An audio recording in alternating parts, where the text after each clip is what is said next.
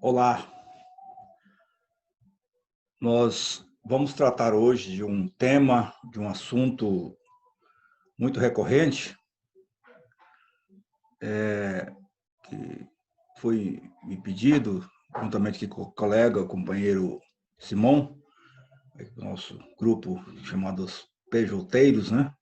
PJ, que sempre está na vanguarda, né? Não tem esse negócio de falar PJ antigo, porque o PJ para mim sempre é da vanguarda, né? E aí, então, eu vou conversar, né, sobre o texto que foi já veiculado, já foi passado para nós dar uma olhada, dar uma lida, e eu também tive assim a sorte de dar uma olhada também no texto, na obra do Gessé de Souza, inclusive sobre a subcidadania brasileira, né, que é um pouco esse, esse primogênito dessa obra, da realidade brasileira, como também aquela outra também da classe brasileira, também já pude também olhar também, não é? E, então, eu tentei fazer aqui alguns apontamentos, alguns escritos, né, sobre essa, essa obra.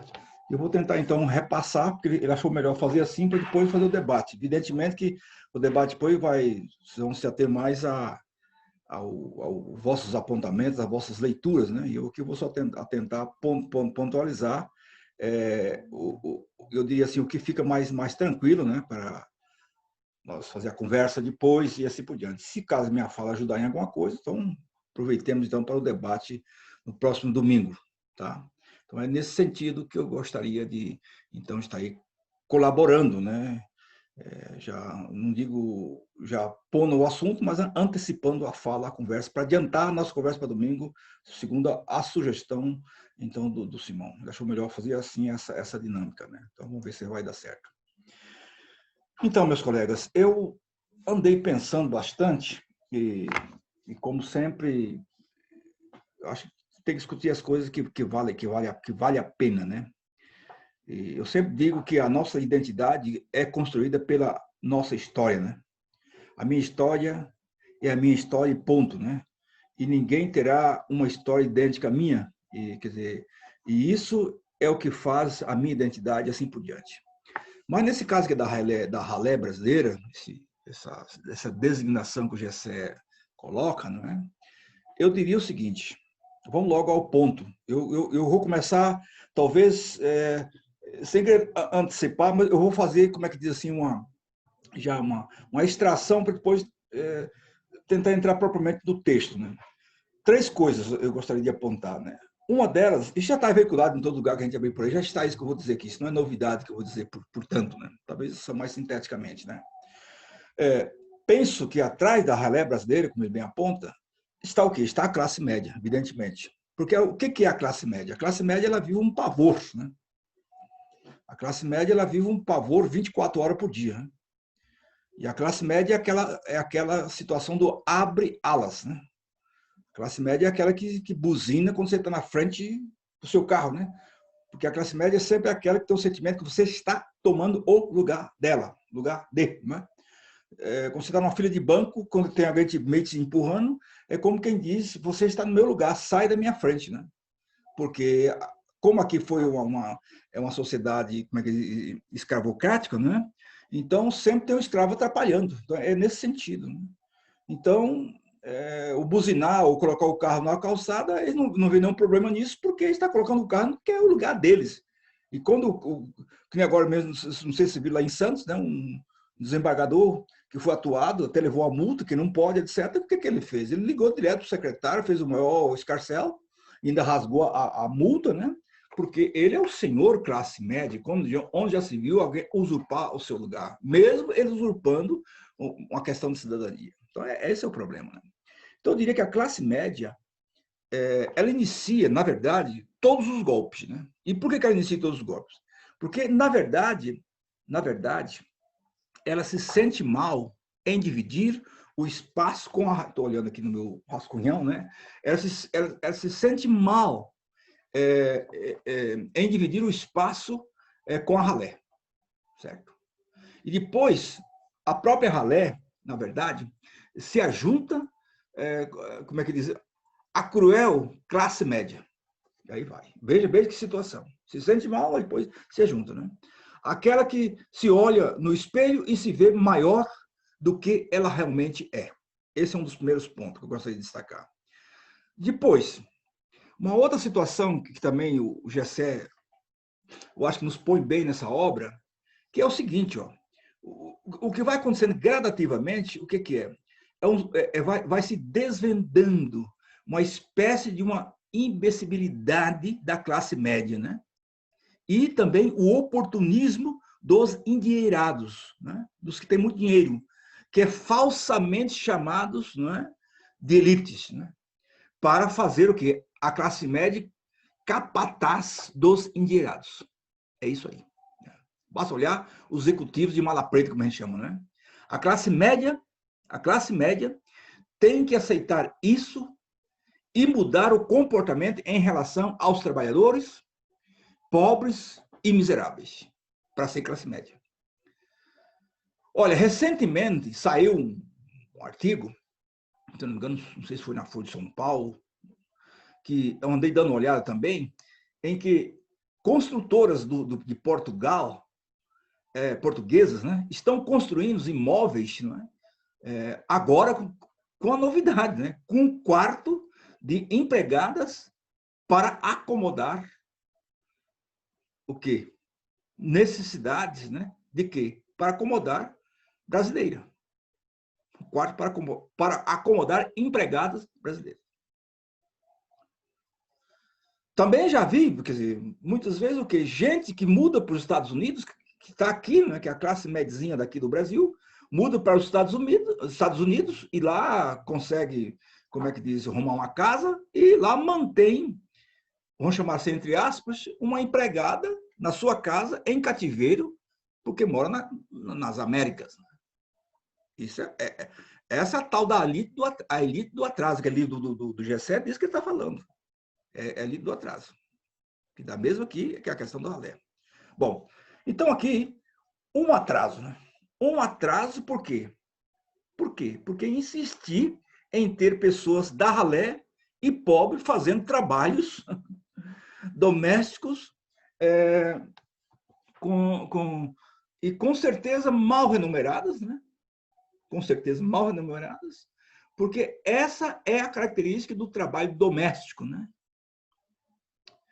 E criar e manter a pobreza que tem desdobramentos sérios sociais tremendos.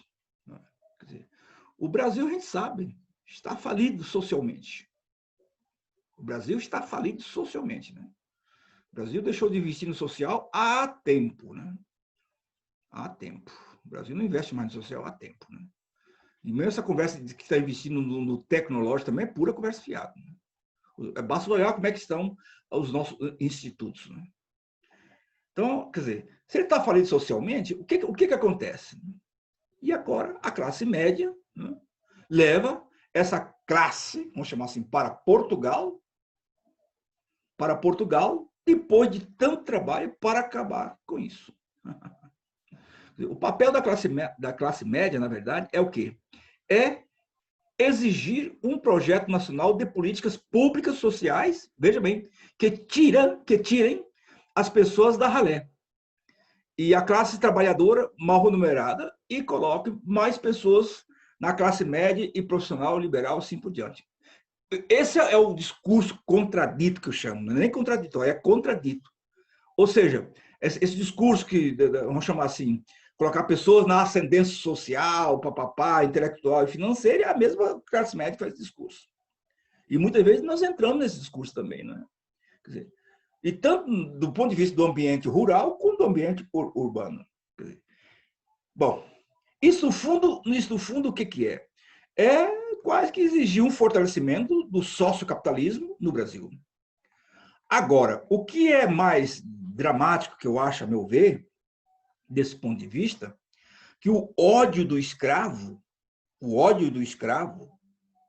que ainda permanece, evidentemente, mas como, entre aspas, não existe mais escravos, esse ódio foi transferido para o pobre e, sobretudo, para quem? Para o negro e a negra, para o mestiço e para a mestiça. O mesmo Gessé fala a quantidade de matança de negro nesse país. É uma coisa assombrosa, né? Quer dizer, somos moldados por instituições. Quer dizer, e o Instituto da Escravidão permanece vivo, intocável. Até hoje, na nossa sociedade, permanece esse instituto, com suas práticas escravocráticas. Esses dias mesmo soubemos aí a notícia, não é? De trabalho análogo à escravidão aqui em Minas Gerais, aqui pertinho de nós. Já que nunca questionamos isso. O fato é esse. O fato é esse, que nós nunca questionamos isso. Aí, mas espera aí, nunca questionamos. Porque nas nossas faculdades, nos nossos lugares, vamos chamar assim, da nervura intelectual, o que a gente faz com isso? Entende? Eu me lembro muito bem, quando entrou as cotas, entrou um pouco dessa situação aí, a rangedura que deu esse troço, né? Pela primeira vez no Brasil. Né? Porque nunca se mexia com isso. Né? E agora parou de vez de novo. Né? Então, outra coisa, a taxa de juros, né? Tarifas bancárias e dívidas públicas, o que são isso? São o quê? A verdadeira corrupção do Brasil. É isso que é a corrupção do Brasil. Quer dizer, os políticos são o quê? São os meros transportadores, são os meros aviãozinhos, vamos chamar assim, da real corrupção gigantesca do mercado financeiro. Do mercado financeiro, sim, senhores. Quer dizer, os bancos e as empresas privadas, né, se apoderam do patrimônio público, né, com toda a tranquilidade do mundo, como água, luz, né, agora dos recursos hídricos, do petróleo, né, aí, do pré-sal, como a gente sabe o que deu, o que está dando, agora da mineração. Qual é a luta do Bolsonaro agora? É vender o resto não, os fundos de minério que nós temos aí no solo amazônico e etc, etc. Né? Agora a água, olha a negociata aí com a água agora, né? Entende? O Tasso Gereissati é o grande sacerdote disso agora. Tudo isso está em jogo, né? Quer dizer, a luz, né? Que em Goiás mesmo, né? Anel, e aí vai embora o negócio, entende? Quer dizer, então, os transportes, né? A maioria dos transportes está virando tudo coisa privada, né? Entende? E ainda roubam fatias consideráveis de quê? Daquilo que devia ir para o social, que é do orçamento da União. E desta forma retiram toda a riqueza do povo brasileiro. Todos os dias, toda hora. Né? E sem ninguém perceber. Isso é muito soft. Né? Quem sabe disso, né? Quem está informado disso, ganha, né? Muito bem, são muito bem pagos para quê? Para fechar a boca, para ficar caladinho. Que são, na verdade, os grandes jornais e a mídia. E a grande mídia sabe muito bem disso. Quer dizer, e, por incrível que pareça, ninguém considera isso o que é corrupção. Ninguém considera isso corrupção. Quer dizer, mais de 400 deputados e também senadores, né? Como é que diz? São comprados, né?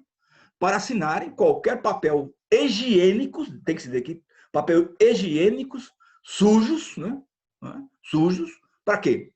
Para que seja enviado pelo mercado e assinadinho, ou seja, é uma corrupção legalizada, sem problema. Quer dizer, isso é estarrecedor demais, né? E assim vai. Quer dizer, então, por isso que o Gessé chama isso de líquido atraso, mas, por outro lado, como é que chama? Esse lance aqui da ralé dele é muito interessante nesse sentido, porque a gente tem que ter cuidado com esse conceito, né? Com esse conceito. Quem é que faz esse papel realmente? Né? Bom, então, essa elite brasileira é mesmo do saque e do atraso. É assim que eu quero definir. É do saque e do atraso. Entende bem? Me parece que nem chegou, como é que diz, aí nos primórdios da modernidade. E é isso que a gente precisa saber. E é isso que a gente precisa saber. Por isso que esse grupo, ou esse nosso grupo, acho que está de parabéns, e parabéns por quem teve essa iniciativa. Porque esse é debate que ninguém está fazendo por aí. Né?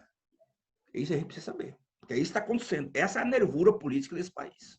Né? Bom, então, avançando.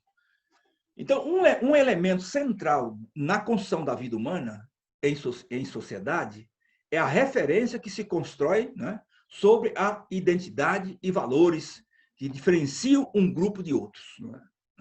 E essa dimensão ela é encontrada tanta em pequenas comunidades locais até alcançar o Estado-nação moderno. Isso que é a minha dúvida, se isso vale realmente para valer na nossa configuração brasileira. Né? Se nós já fomos, se nós somos, talvez para provocar, mas se nós somos ou fomos ou seremos modernos, se isso tem algum valor, na verdade, desse ponto de vista. Né? Gente, porque a minha pergunta é se nós somos de fato uma república. É isso. É isso que está em jogo aqui. Né? Bom, consolidadas, né, nos últimos séculos, né, as nações se tornaram o que? Referência para delimitação e acesso à cidadania. Né? E, sobretudo, atritando com as percepções em torno de garantias de direitos construídos pelos grupos locais, quer dizer, inseridos, né, em determinadas regiões que se conscrevem formalmente em uma nação. Isso é dado. Não é?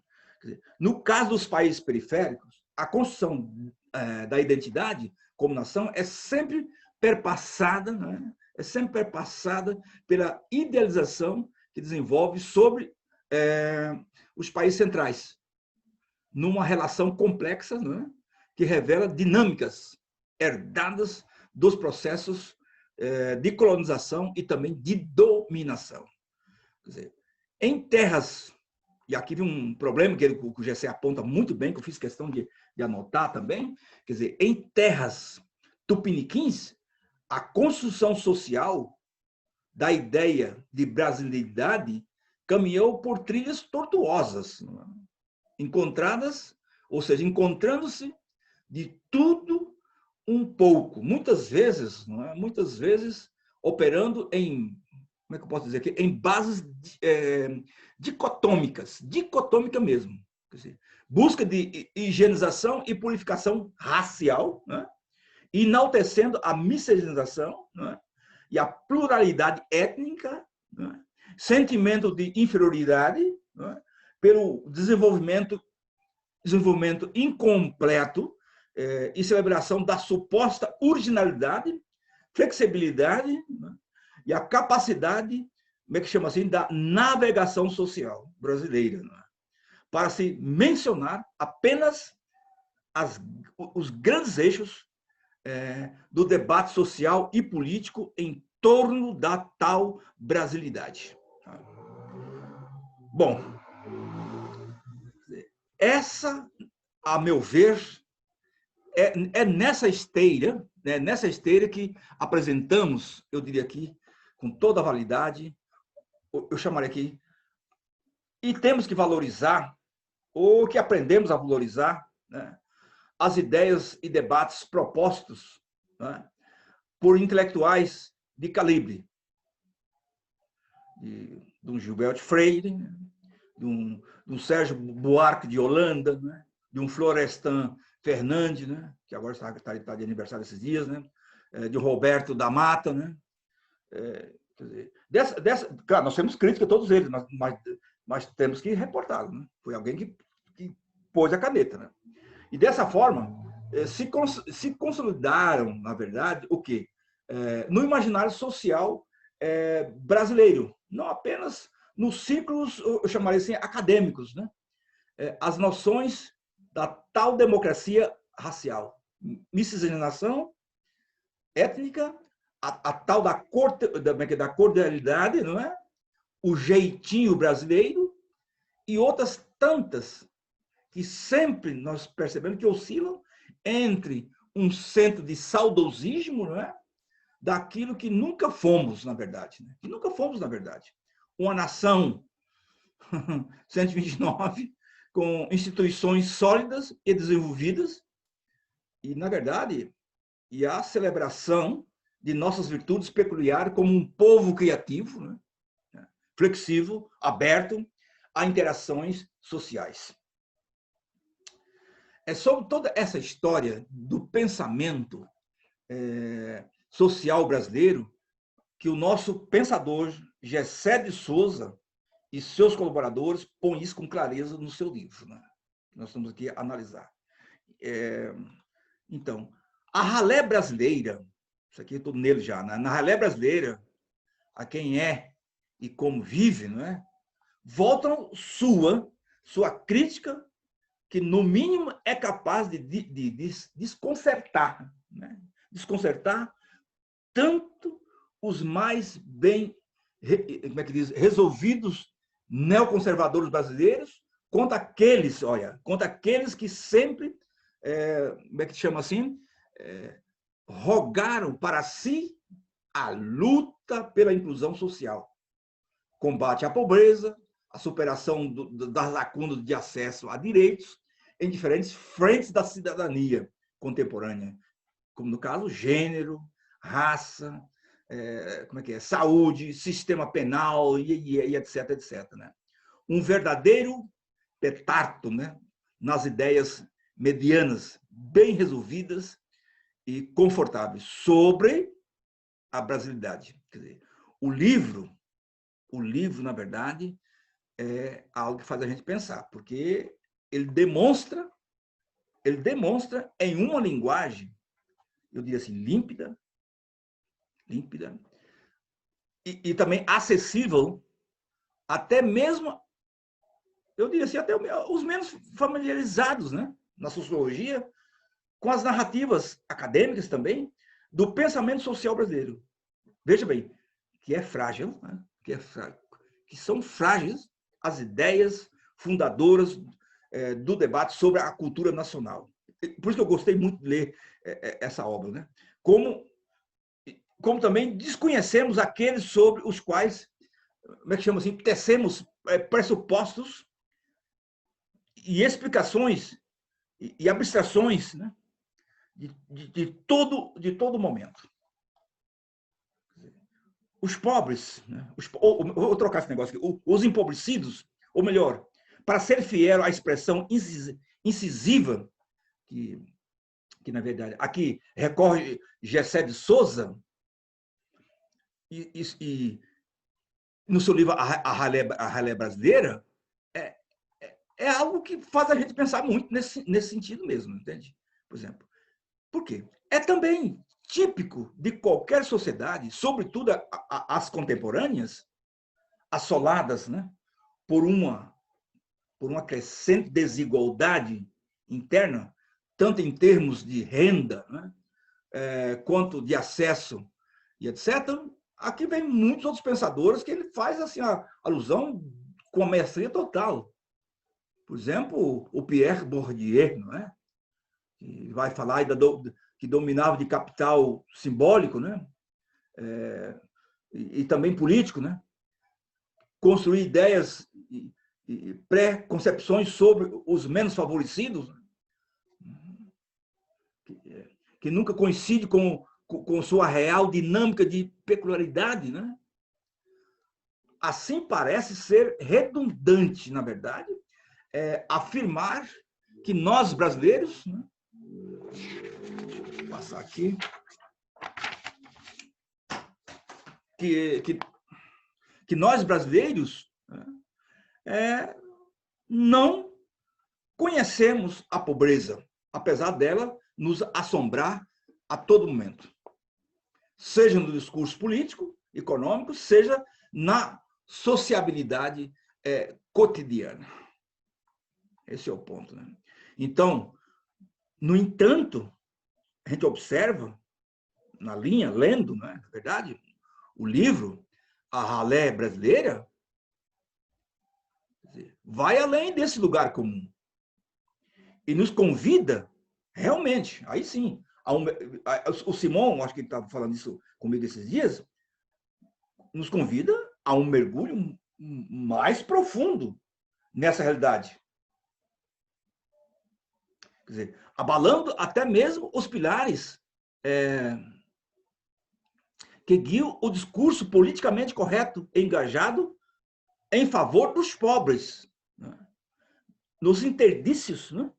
De quê? Nos interstícios de uma nação ao mesmo tempo, vamos chamar assim, moderna, arcaica, profissionalizada, desqualificada, também institucionalizada e assim por diante, cordial, infelizmente bestializada, a ralé brasileira, né? Não se constituiria em mero acidente de percurso, né? Vamos dizer assim, como ele bem põe lá, não é? Como ele bem direciona, né? No seu raciocínio, essa situação, porque, no fundo, a direção que ele coloca aqui, não é? A direção ao desenvolvimento, como margem ao pensamento economicista e liberal, nem tão pouco estigma de uma nação ainda por construir. Quer dizer, o acesso a direito e, portanto, essa imagem, né, como imagem, melhor dito, assim, de muitos politicamente engajados no combate da pobreza, né, seria, melhor dito, a parte dessas classes sociais, né, como o próprio abstrato ou substrato de uma sociedade contemporânea, marcada pela centralidade do profissionalismo, o trabalho, seja lá, da educação, como caminho para o capital simbólico e cultural. Quer dizer, então, da impessoalidade de normas e regras formais e informais de convívio social. Bom, isso aqui parece ser muito teórico, mas nós temos que entrar também nessa dimensão. Porque a retórica, a semântica tomou conta até da esquerda. Eu conheço muitos companheiros militantes do debate que estão exatamente nesse discurso. Quer dizer, ao contrário de ser um deslocamento dessas tendências, quer dizer, ela é fruto justamente do quê? Dessas racionalizações as quais se organizam as sociabilidades do mundo atual, do mundo e no mundo atual. Quer dizer, longe de ser substrato do mal, como é que diz, do mal resolvido de nosso e ainda incompleto progresso econômico, social e político. Ou seja, ele ou ela é justamente parte constitutiva desse avanço para o passado, não é? E não necessariamente uma herança mal resolvida de nossa colonização lusitana, sempre acusada de todos os males da vida social brasileira. Isso é do livro dele, né? Você sabe que é de lá. Por isso que a elite, quando escuta isso do G7, tem vontade de desgoelar ele, porque aqui ele vai no cravo mesmo negócio. Entende? Então, veja bem, ao meu ver, o livro, ao meu ver não, está lá no livro, né? Só que aqui está sintetizado. O livro do livro de G7 cumpre, no mínimo, a função de deslocar as certezas, tanto no campo da academia, quanto no campo da praxis. Sobretudo, veja bem, dos ativistas em políticas, programas e projetos sociais. Ainda que a obra, com certeza, né, apresenta problemas, que vão desde da repetição de ideias, porque ele tem tanta vontade de afirmar seus argumentos, né, de bater firme para não deixar, como é que diz, ponta sem nó, que ele repete ideias. Tem isso lá também. E repete ideia até em demasia, a meu ver, né? Passando por um certo desequilíbrio na construção dos debates em cada capítulo. E algumas interpretações questionáveis, né, dos discursos dos investigados, até chegar a uma lacuna mais propositivas e operativa de ação junto à complexidade dessa ralé brasileira, né? Agora, como é que eu posso dizer? Agora, ela merece ser lida e debatida, inclusive pelos menos afeitos a indiciocracias, né? Das reflexões acadêmicas, né?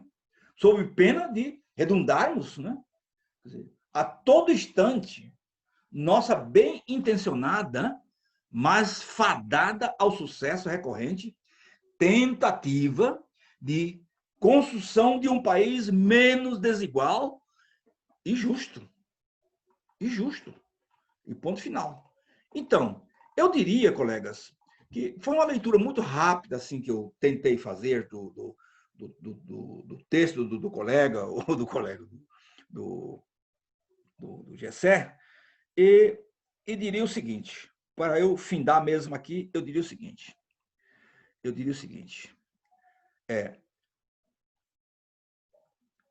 o aspecto, ou melhor dito, as questões, estou lendo aqui do coisa, né? Eu acho que ele pontua algumas questões bastante relevantes. Quer dizer, a impressão que nos dá é de que precisamos repensar, enquanto cidadãos, o nosso fazer social. De fato, né, estamos apenas absorvendo, né, e repetindo comportamentos, melhor dito, sem refletir sobre as perdas e ganhos desse processo. Eu penso, ao meu ver, que devemos, inclusive, né, como sujeitos históricos, né, como sujeitos históricos, né, propor uma nova dinâmica de convivência social. E assim ousar uma postura diferenciada. É uma proposição que me parece que o Gessé nos propõe com uma certa propriedade. Deixo aqui para nós conversar, para nosso debate, se é que isso aqui vai dar para nós conversar, então, no próximo domingo. Um abraço.